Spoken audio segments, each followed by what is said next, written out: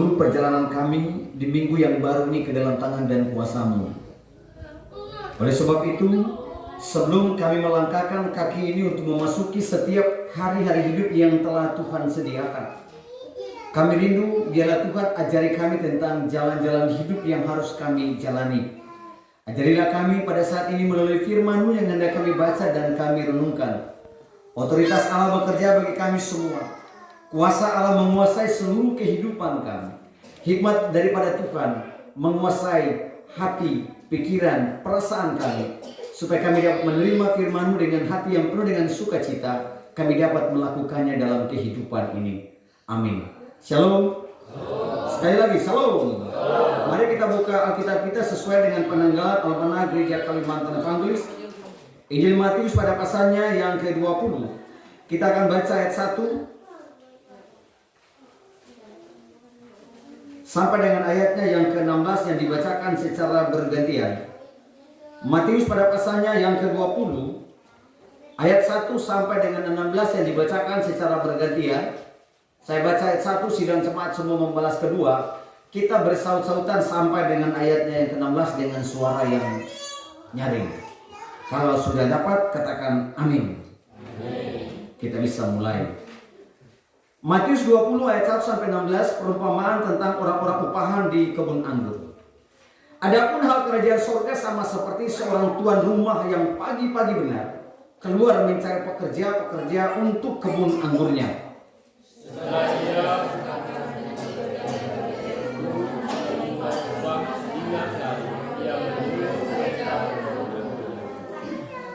Kira-kira pukul 9 pagi, ia keluar pula dan dilihatnya ada lagi orang-orang lain menganggur di pasar.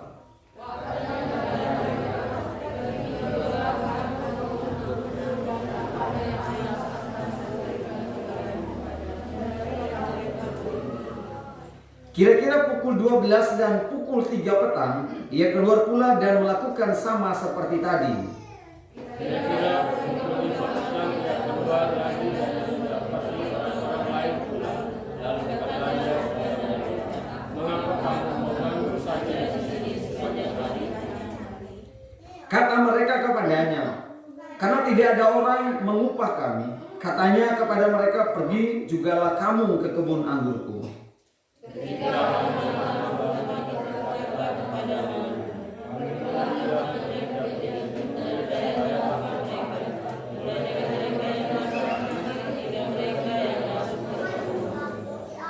Maka datanglah mereka yang mulai bekerja kira-kira pukul 5 dan mereka menerima masing-masing 1 dinar.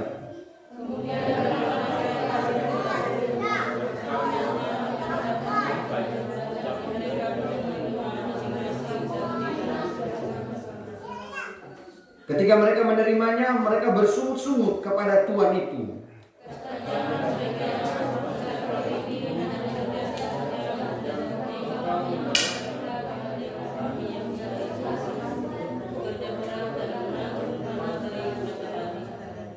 Tetapi tuan itu menjawab seorang dari mereka, saudara, aku tidak berlaku tidak adil terhadap engkau. Bukankah kita telah sepakat sedinar sehari?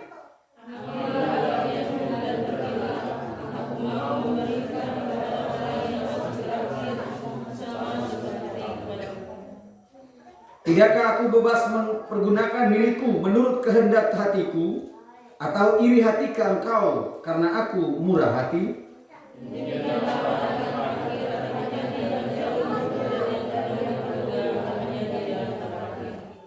Demikian jawaban kita pada pagi ini. Yesus bersabda, berbahagialah setiap orang yang mendengarkan firman-Nya dan hendak melakukan di sepanjang kehidupan ini. Shalom. Sekali lagi, shalom. Sidang jemaat yang dikasihi oleh Tuhan, bicara tentang hal kerajaan surga ini, saya kira ini agak susah untuk kita pahami. Saking susahnya itu, sampai beberapa kali Yesus memberikan contoh. Salah satu contoh yang diberikan Yesus pada saat ini adalah hal kerajaan surga itu sama seperti orang bekerja di kebun.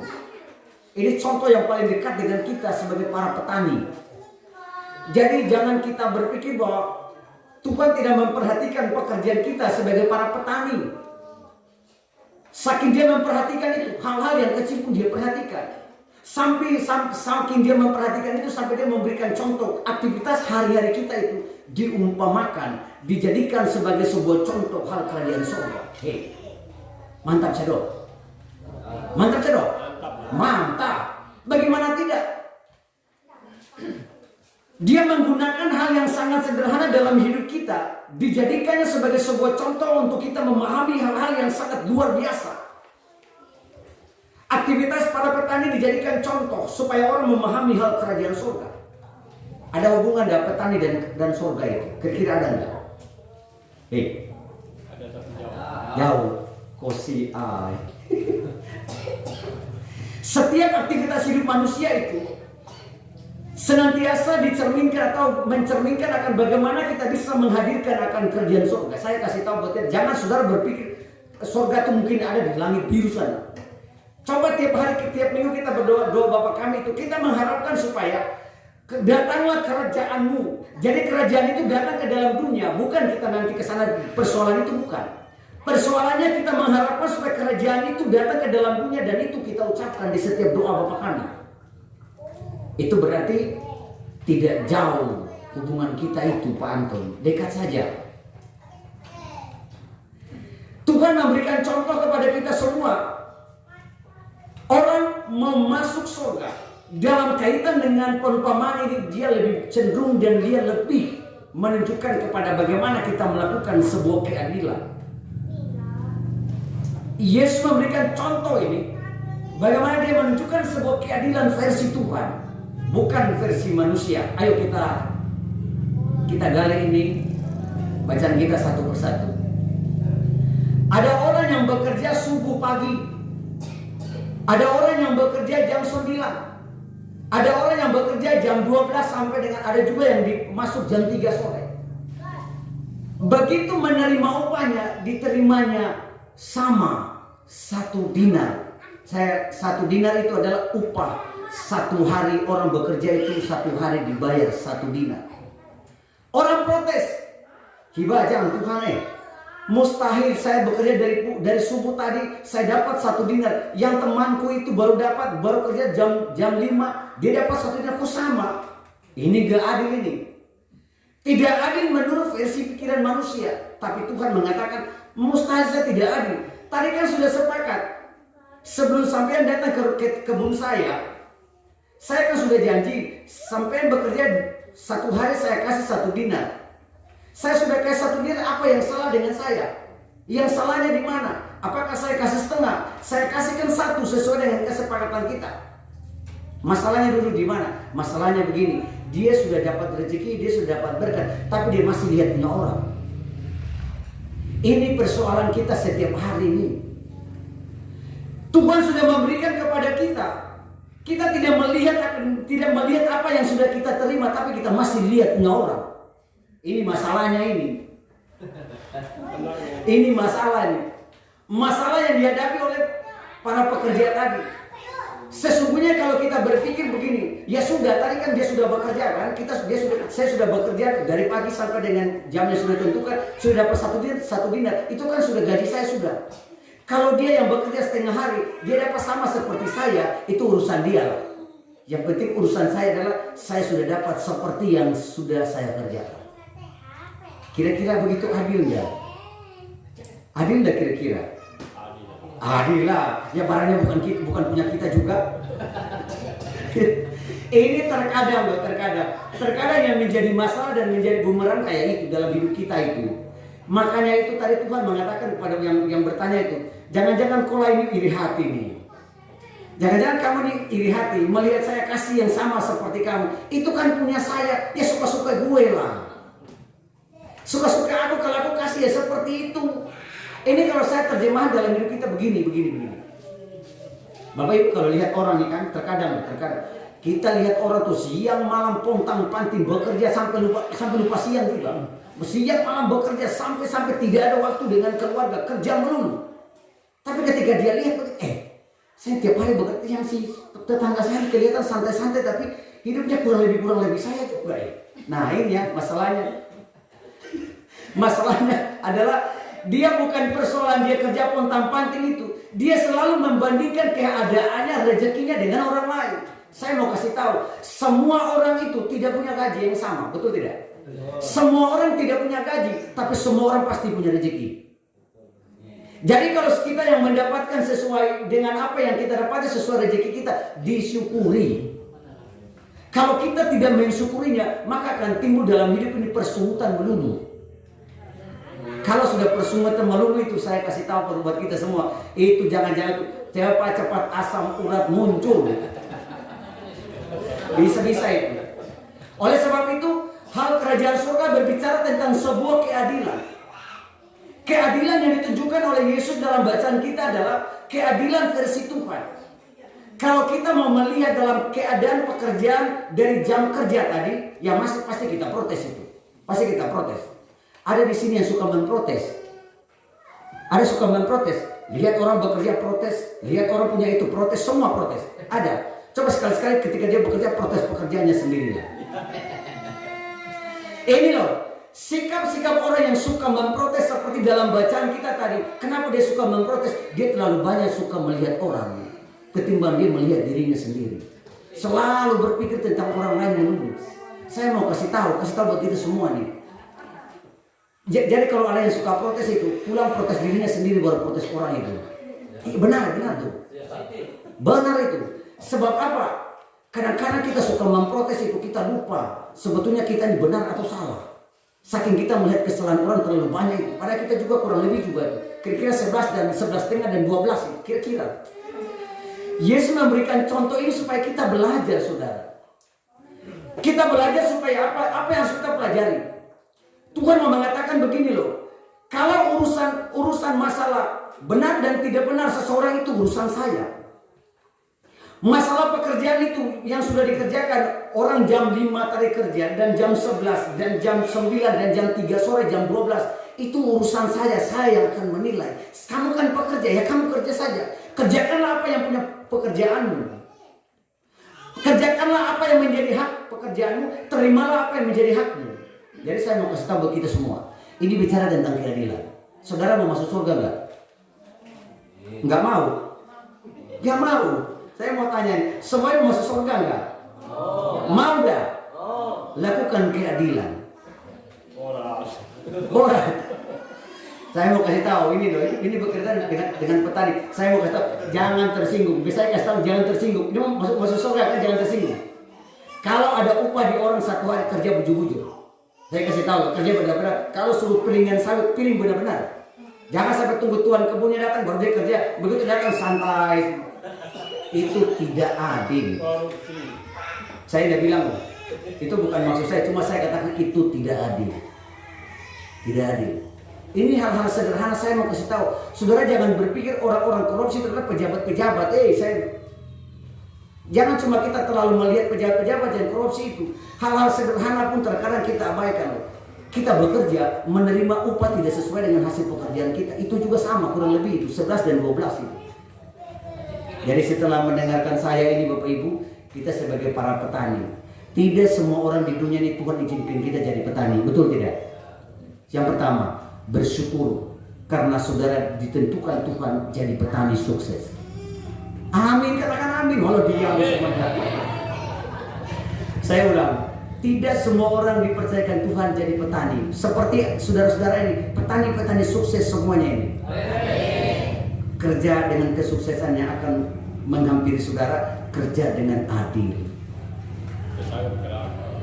Pak Anton mau terus nih. Kerja dengan adil. Kalau berjuruk benar-benar. Jangan sampai mau berjuruk ditentukan jatuh. Siapa yang punya potongan yang besar itu yang duluan. Ini ayam kampung atau ayam potong? Kalau ayam potong biar dia yang duluan ya. Belakangan aja yang ayam kampung itu biar banyak. Ini hal-hal sederhana saudara. Tuhan mengatakan kepada kita semua bahwa sebuah pembelajaran dalam hidup ini kita mau melakukan sebuah keadilan. Hidup ini akan menjadi adil kalau kita bisa mensyukuri apa yang kita dapati. Kita akan merasa keadilan dalam hidup ini. Hidup ini akan menjadi adil saudara jikalau kita senantiasa melihat apa yang Tuhan berikan kepada kita dengan tidak membandingkan hidup ini dengan orang lain. Hidup ini akan menjadi ricu. Hidup ini akan menjadi tidak adil karena kenapa? Kita selalu membandingkan keadaan kita dengan orang. Itu saudara, itu sebuah persoalan yang tidak boleh ada dalam hidup kita. Tadi saya katakan, tidak semua orang itu punya gaji, tapi semua orang itu punya rezeki. Rezeki dan gaji itu beda. Beda tidak?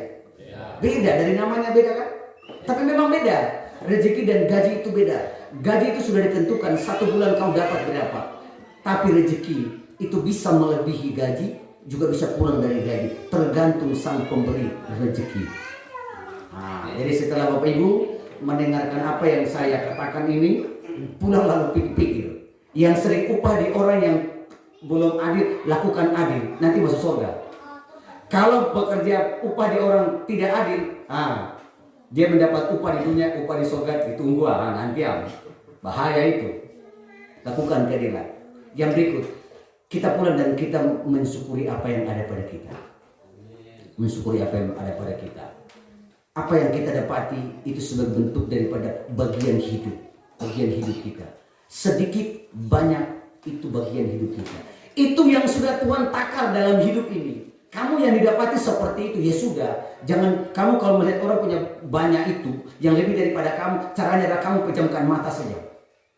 Pejamkan mata, jangan lihat dia. Kalau mau lihat, pejamkan mata, kalau lihat begini. Supaya apa? Supaya kamu tetap fokus kepada apa yang ada padamu. Kalau kita tidak pejamkan mata sambil melihat, bisa-bisa. Tapi saya pernah mengatakan cuma bisa-bisa aja lah. Nanti kita pulang pikir-pikir di rumah sendiri. Amin. Mari kita berdoa sepakat. Tuhan yang Maha Kuasa, kami berterima kasih dan bersyukur kepadamu. Hari ini kami belajar daripada sebuah perumpamaan yang senantiasa kami lakukan dalam kehidupan ini sebagai para petani. Kami percaya dan kami bersyukur kepadamu Tuhan. Engkau memilih kami dan menetapkan kami sebagai para petani yang senantiasa kami bergumul dengan pekerjaan-pekerjaan kami. Kami percaya sungguh Tuhan, apa yang telah Tuhan tentukan bagi kami sungguh baik adanya. Apa yang telah Tuhan berikan bagi kami sungguh baik adanya. Ketika kami boleh mendengarkan firman-Mu, kami ada di tengah-tengah dunia ini. Kami masih senantiasa belajar untuk bersyukur apa yang telah Tuhan anugerahkan dalam hidup ini. Supaya dalam kehidupan kami tidak bersungut. Supaya dalam hidup ini Tuhan, kami tidak membandingkan hidup ini dengan orang lain. Terima kasih Tuhan. Sekiranya firman-Mu yang telah kami baca dan kami renungkan, itu menjadi bagian kehidupan kami dapat melakukannya di sepanjang hari-hari hidup ini. Semua kami yang telah ada di dalam persekutuan ini, kami meninggalkan kesibukan kami meninggalkan segala pekerjaan kami menyisihkan waktu ini sebab kami percaya waktu ini adalah waktu yang terbaik bagi kami untuk datang di hadapan kekudusan hadirat-Mu. Berkati kami dengan setiap pergumulan kami. Berkati kami dengan syukur-syukur kami atas hari ulang tahun pernikahan. Setiap umat Tuhan yang berhari ulang tahun maupun hari ulang tahun pernikahan, diberikan panjang umur, diberikan sukacita, diberikan kebahagiaan, rezeki-Mu senantiasa mencukupkan akan hari-hari hidup kami. Kami mendoakan anak-anak kami dalam dunia pendidikan mereka. Semua anak-anak-Mu di jemaat GKI Samuel Kubung, dari tingkat anak-anak sampai ke perguruan tinggi, dimanapun anak-anak kami berada dalam tugas dan studi mereka. Doa dan harapan kami senantiasa Tuhan memberkati mereka yang jauh daripada kehidupan ini. Biar kasih-Mu senantiasa memelihara, menjaga, menuntun, memberkati akan setiap kehidupan pendidikan yang mereka jalani. Kami berdoa kepadamu, bersyukur dan berterima kasih buat pekerjaan-pekerjaan yang Tuhan berikan. Sebagian daripada kami sebagai para petani, kami telah menaburkan benih-benih padi pada ladang-ladang kami. Semua kami bersyukur kepadamu. Semua kami dapat melakukan dan mengerjakan itu karena kekuatan daripadamu. Oleh sebab itu senantiasa diberkati Tuhan, supaya pada waktu dan saatnya nanti kami dapat menikmati akan hasil jerih lelah kami sebagai tanda sebuah sukacita yang boleh kami tunjukkan dalam setiap kehidupan ini. Terima kasih Tuhan. Berkati gereja-Mu, Gereja Kalimantan Evangelis yang ada di Jemaat GKI Samuel Kubung. Senantiasa diberikan berkat rezeki-Mu kepada umat-Mu, diberikan ketaatan, kesetiaan di dalam melayani Tuhan dalam setiap kehidupan ini. Semua kami yang sudah melayani-Mu, yang boleh kami persembahkan pelayanan kami di hari ini, kami senantiasa berdoa biarlah melalui pelayanan seperti ini, kami memberikan hidup ini kepadamu menjadi berkat untuk kemuliaan nama-Mu. Berkati pelayanan kami, berkati juga keluarga rumah tangga kami. Terima kasih Tuhan, ampuni setiap salah dan dosa-dosa kami di dalam nama Yesus yang telah mengajari kami berdoa demikian. Bapa kami yang di sorga, dikuduskanlah nama-Mu, Datanglah kerajaan-Mu, jadilah kehendak-Mu di bumi seperti di surga. Berikanlah kami pada hari ini makanan kami yang secukupnya, dan ampunilah kami akan kesalahan kami, seperti kami juga mengampuni orang yang bersalah kepada kami. Dan janganlah membawa kami dalam pencobaan, tetapi lepaskanlah kami daripada yang jahat. Karena Bapa yang punya kerajaan dan kuasa dan kemuliaan sampai selama-lamanya. Amin.